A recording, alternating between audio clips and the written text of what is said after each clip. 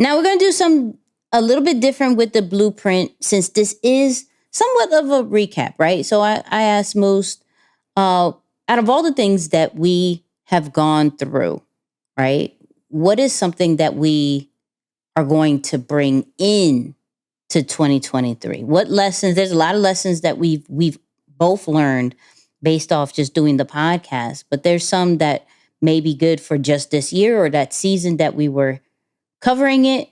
But then there's some that kind of just should go with us pretty much to the next year and pretty much to the following year, but definitely next year, right? So, Moose, I know you picked a clip, and I wanted you to kind of, frame it up real quick. Yeah, no, for sure. And I was on this mode for quite some time. But just to set it up, man, the one of the founding members of Rockefeller, Biggs, was doing some interviews, and I came across some of his clips just in the philosophy that went into building what is now known as one of the top brands that was ever established. In the beginning, we definitely wanted to birth entrepreneurs, right? By setting fire to that path and leading the way. At the time, we were trying to think about how to make the artists coming up bosses so they could have their own record companies and music labels and their own staff, because at that time we knew we were transitioning out. The young men and women, they was able to feel more relaxed and then feel comfortable getting into a role of leadership themselves. And we also gave a lot of, leadway for these young women and men to do their own things and to have their own ideas. So everybody that worked for us is either a vice president or a president at a different record label or music company. It's just crazy to me. I'm just happy for everybody, Even the street team, I'm looking at now, they have real estate companies and things like that.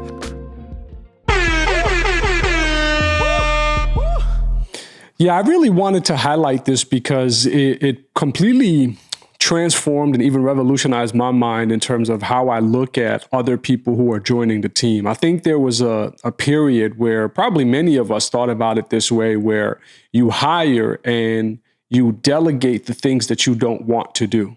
You almost look at other staff members like that, right? It's like, this is no longer within my pay grade, or this is distracting me from doing the things that I'm really good at. And so I'm going to distribute that task to him and her and him and her. When I listened to this interview, though, it put me on a completely different wavelength because it helped me to understand that you hire to build leaders.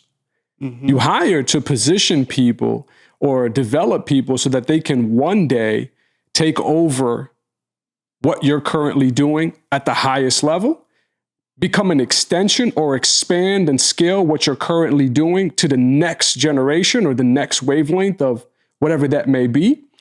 And it's actually a good thing when people leave you and they take higher positions elsewhere. We've always looked at, man, I can't believe so-and-so left. All right, it's like, no, that's actually a great sign that you have a farm system or you have a company culture that every single person who walks through is going to become an automatic superstar in whichever industry or path that they go through, because they've come from your philosophies and your values and the way in which you do things. So I really just wanted to highlight that one for that piece there, man, in terms of allowing us to think about who we bring onto our brands, onto our businesses, and not look at it from this, say, insecure or self-centered way of what's in it for me, but how can I really help this person go to the next level? And just by doing that, my brand and business will benefit because I have one of the best in the business associated with my company and organization. That's good. I think for me, that one just laid the blueprint of like making sure that everybody that's on the team becomes successful. And I think because of my background, I really haven't seen that, where it's more of the one who, of course, works the hardest becomes the most successful and things like that. And of course, that not to say when you're in this company, you're given given everything. Not saying that, but that there are different pathways and different opportunities that are allowed for everybody for success, and not just with the intentions of just keeping you or the intentions of me, and when you have time, go do what you do. I think this one shows if you could create a mindset that helps them in the long run create their own, in the long run of being able to hold their own, then it actually allows them to stay longer. It actually allows them to want to work with you. Where others is more of, okay, I already see that. That's where that whole, I'm not going to build for other people. I'm not going to build their dream and not build my own. Honestly, I feel like that came from a bitter place. That's just me. I feel like that came from a bitter place because I don't fully see anything wrong with building dreams up. I'm not going to put ownership to whose dream it is.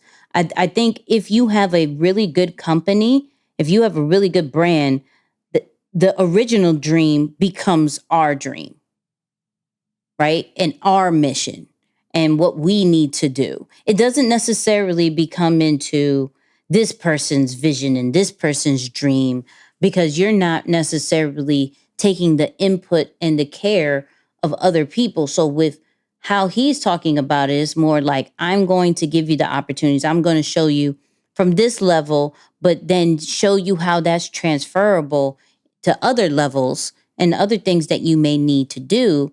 And then you're pretty much set if you stay with us or if you don't. In their cases, they actually stopped.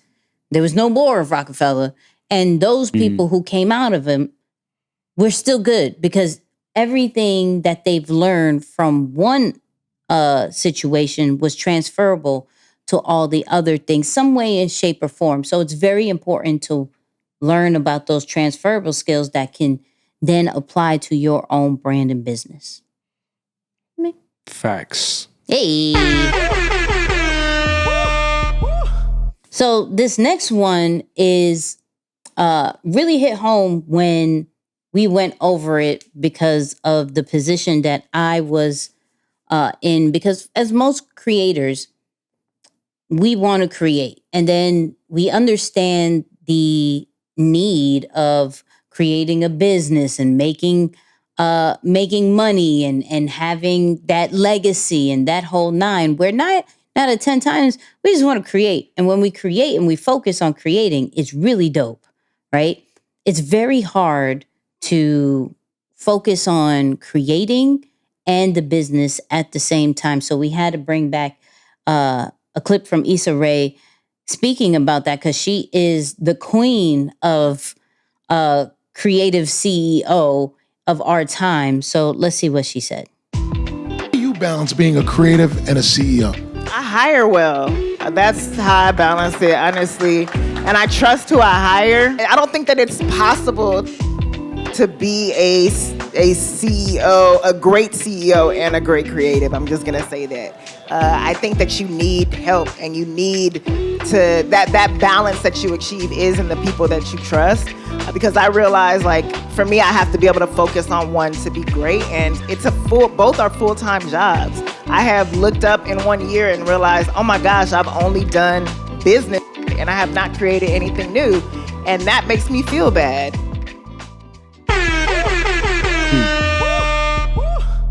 And that's literally where I was probably a couple of months ago of I felt really bad for not being so much in my creative bag, where I understood that certain things I'm not supposed to be doing. I have to delegate it, but some of that, in order to get the business to continue to run, was some things that I really enjoyed to do, right? But if I continue to focus on that in that season, not saying I couldn't go back to it, but in that season, then we probably wouldn't be, we probably wouldn't have made the dent that we did when it comes to Deeper Than the Brand. Like there's a huge momentum now, and it is because I gave up creating certain pieces of content when it comes to even my own personal page, gave up control of certain platforms when it comes to a Nicky and Moose side because I wasn't having the time to think, for one, of where both the podcast and the as far as the company goes as well. So there was a battle because I'm like, why, if the reason that I got into this is now being taken away, what was this for? But then I realized that there's seasons for everything. You can either one, concentrate on the business side till you have the momentum that it needs, that it can run, and you have the right people. This year I've hired an assistant, so that was pretty dope. Shout out to Alana. And so now we're having the right people on the team, and it's almost getting to a place where I can get back into the creative side a little bit, right? But I'm also okay with letting some of that go because there's now a deeper meaning and there's a deeper purpose of why certain things are moving the way they do when you concentrate on the brand and the business side of it, right? And not necessarily the creative side so much, though there is a lot of things I still do create because that's just the natural person that I am.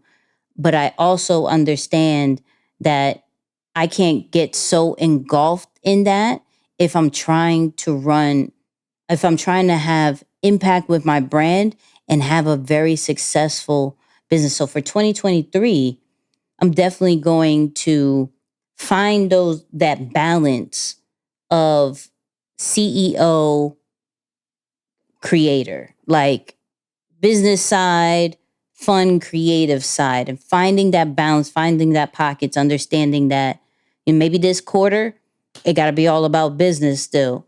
But next quarter, you can get into your creative bag because then we can take that part and then turn it into the business side too. As long as it always connects with each other, then that makes sense. I can't just create just for random creations anymore, at least in this season that I'm in. The creations have to then be connected to the business side, and I still have to find fun with that. And I do. 9 out of 10 times I do. So that's not going to be a big task, but that's something for 2023 that I want to bring in.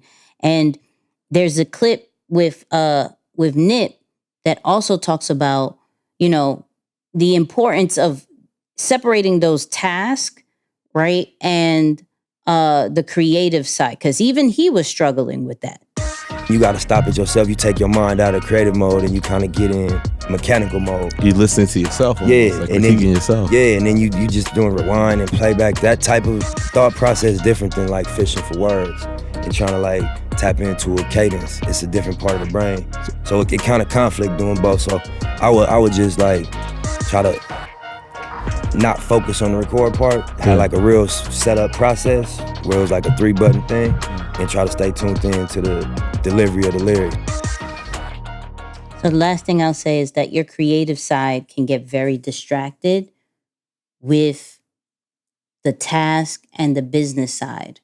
So don't try to force it so much. There's a season where you have to, but when you're out of that season, stop, because the time that you give to your creativity with true freedom and no distractions will create better results than trying to do everything on your own.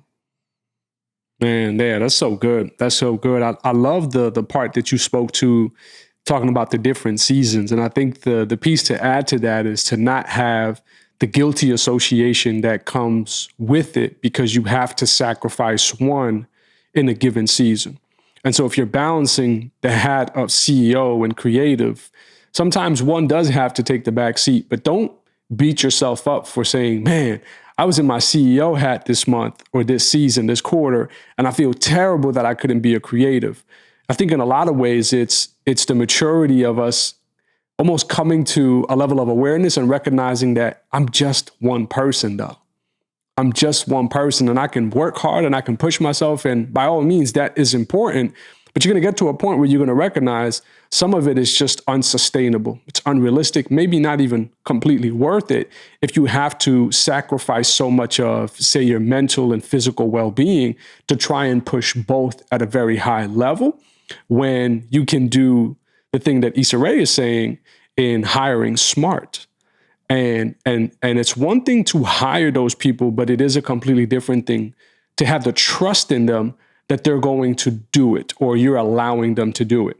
And so that's another step further in saying, okay, I know you're going to do it differently, because I will tell you, most of the people that you hire, they are likely going to do what you do differently. Granted, considering you can give them trainings and methods, but they're different people. They have a different perspective. They have a different set of experiences that allow them to see the world differently than you. And so sometimes they may not fully understand the reasoning behind why it's done that way. And that doesn't mean it's a bad thing. And that's the part that I think we need to hang on to, that you have to allow yourself some time for these collaborations to really nurture, grow, and develop. Or think of collaborations or even working with other team members, giving them the time to fully grow and come together, where you start to ebb and flow in understanding the reasons behind why you're doing what you're doing. I just thought of that song. These are the reasons. So yeah, give it some time, man. Give it some time. I think don't beat yourself up for it, but that's a great lesson. I'm in that mode right now, Nix. Eddie, please find that song. Isaiah, please find that Such song. a good song. Such a good song. Such a good song. And the next lesson, I think, definitely hit both of us. And we covered it not too long ago, to be honest with you.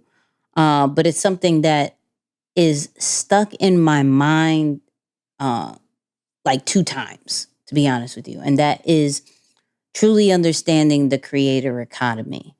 I think we are all creating some type of content that we are able to monetize, that we're either sleeping on, or we haven't really fully understand how to leverage the audience and the followers that we have. Regardless of the amount, we still have to be fully knowledgeable about what is this creator economy. So we had to bring back that blueprint step by step and kind of break it down, how we're going to bring it into 2023. Started with merch. Channels would slap their logo on a shirt or hat or sticker and sell it. Some people bought these, but often just the most devoted fans. Creators adapted their merchandise more into clothing lines. Logan Paul, for example, runs Maverick Clothing. With clothing brands competing against other clothing brands, this operates more like a business than merchandise, so creators often find this strategy far more effective and sometimes competitive in performance versus an outside sponsor. Logan Paul claimed his brand made between $30 and $40 million in its first year, while our channel might expect to profit around the same $11.2 thousand from promoting its clothing brand as with an outside sponsor. Taking this to the next level, the predominant trend of the past few years has been creators launching fully fledged businesses. Mr. Beast started selling burgers cooked by ghost kitchens on food delivery apps under the Mr. Beast Burger brand, which has since expanded to over 1,000 locations in the US, Canada, UK, and UAE. Across the board, what creators have found is that not only do they get to keep more of those 3 cents per view, but also that a given viewer is more likely to convert into a paying customer when the sponsorship is presented as promoting their own business rather than the highest bidder.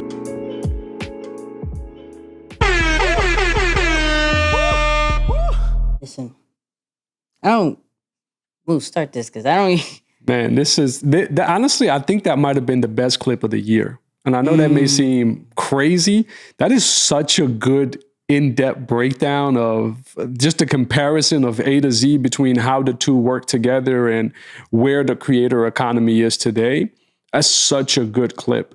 And I think more and more you're seeing, say, the Paul brothers, Mr. Beast, and you're seeing many like them explode in the business world. I mean, just think about this.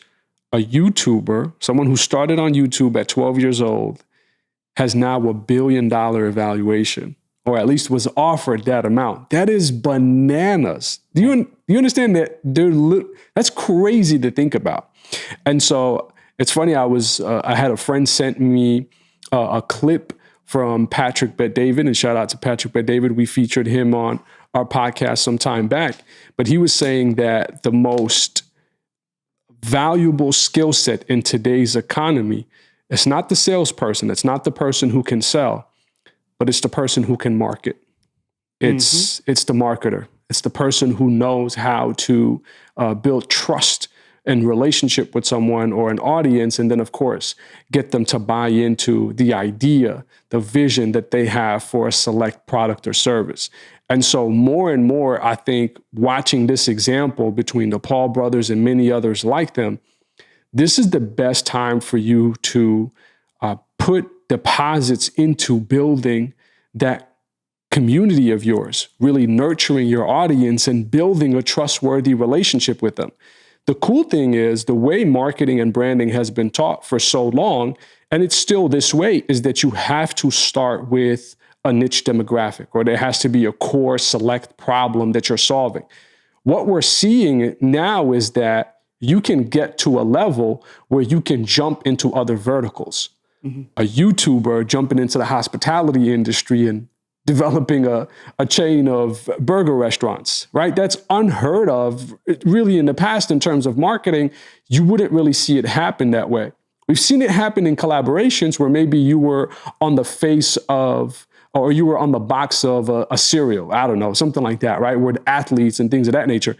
But to see it happen this way, where you're not accepting the collaboration, but you're making the move to expand your business portfolio simply because of the relationship that you have with your core audience and community, that I think is a game changer for the business world. And that's the piece that I'm taking away from it, that we all should be walking into 2023 saying, what can I do with my message, with my content, with my brand, so that I can develop the deepest level of community or the greatest relationship with those in my audience? Because that is going to be a huge asset for you in the next move that you make. That's facts. Going back to the What's Poppin' section, also in that Instagram trends of 2023, they spoke about the financial side of things too, where Gen Z are actually going to be very intentional in 2023 to monetize their brand, right? We have to understand the different avenues and different ways to make money off of the thing that we have created in this digital world, period. While other people have figured it out and figured out how to leverage, some of us are still just doing it for free and getting. The reason why you're getting annoyed with the algorithm hitting it in certain ways and not getting the follower count and not getting the engagement is because you're not even leveraging to make money. So you're really just doing this for numbers. You're not doing this for anything else. So now, yeah, you're concentrating on the numbers. Now you're wanting to find reasons to curse out YouTube and Instagram and Facebook and Twitter because there's no other results that you are getting from it. So we also went back to a clip that we talked about with I Am Athlete, where Brandon Marshall, shout out to him, broke down how he monetizes the podcast. So even with one piece of content that we created, right, how is it applied into this creator economy? Need the traditional networks anymore. And so now it's like, okay, let's study Pat McAfee. What is he doing? How's he repurposing content? He shoot one show and now it's repurposed on 10 different platforms in an hour. And audio, video, tour, boom, boom, boom. So now if you have the template, the game plan, the blueprint, and your content sticky is good, follow the blueprint. You can take this show and you can monetize it in so many different ways. I got audio, I got video. and then other distribution. I got YouTube. Maybe we do a linear deal with a HBO, a Showtime, an Amazon, a Netflix, et cetera, right? Then you got Snapchat, Instagram, you got TikTok. Yeah. But making money though, there's so many different things to it. So we have to get in that mindset and get in that system of, okay, what project am I going to create in 2023 that I'm able to monetize? And then thinking a step further. So what I loved about that creator blueprint was not only did they settle on merch, they made a fashion line. Not only did they settle on making money from different platforms, they started to create products and services, right? And what is it that we can create that allows it to be successful because of our influence, because of our loyal fans and followers? That it doesn't necessarily need the same machine as the McDonald's, the what's a fashion thing? Planes, since we're going to talk about Rock Nation, Rockefeller, and all that stuff. Planes and Tommy Hilfiger and things like that. It doesn't necessarily need a machine. The machine is content. The machine is what this person's platform has already produced. So you all are creating different platforms that is its own machine. How do you leverage the machine that you are creating and not downplaying it to where you're looking at other people's following and other people so-called success and saying, hey, I'm not there yet. 9 out of 10 times, people who are saying sold out or so many left, and that's all a marketing tactic. That's all to give that FOMO fear of missing out. So in 2023, it's more of mastering and understanding the creator economy if you are creating content, if you are taking your brand and your business to a whole new level, because the machine that you are creating with your platforms is going to be as powerful as some of these other retail spots, as some of these other companies, because they actually look for us, aka content creators, aka normal people, to do content for them because they lack for that. So, content creator blueprint is a must for 2023.